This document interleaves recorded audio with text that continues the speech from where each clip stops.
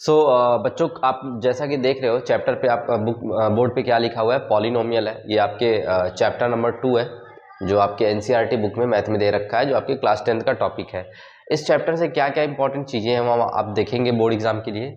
सबसे पहले तो हम इसके कुछ थ्योरी पार्ट को पढ़ लेते हैं कि इसमें आपको क्या पढ़ना है। तो आप जैसा कि जानते हो कि जो पॉलिनोमियल है इसमें दो वर्ड छुपा हुआ है, एक है आपका पॉली और दूसरा का है नोमियल। पॉली का मतलब होता है मेनी और नोमियल का मतलब होता है टर्म्स।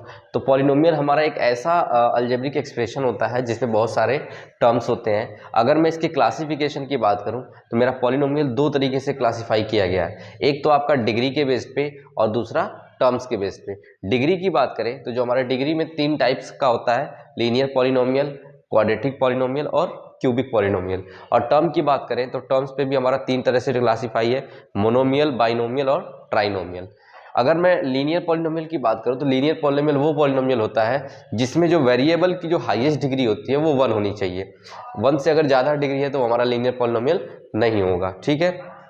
क्वाड्रेटिक पॉलिनोमियल में भी आप बोल सकते हो कि जो आपका वेरिएबल है उसकी हाईएस्ट डिग्री 2 होनी चाहिए और क्यूबिक पॉलिनोमियल में हाईएस्ट डिग्री 3 होनी चाहिए। वैसे ही मोनोमियल में अगर टर्म के बेस पे है तो मोनोमियल में का मतलब होता है जिसमें एक टर्म हो, बाइनोमियल का मतलब है जिसमें 2 टर्म हो और ट्राइनोमियल का मतलब जिसमें हो वो 3 टर्म हो, ठीक है।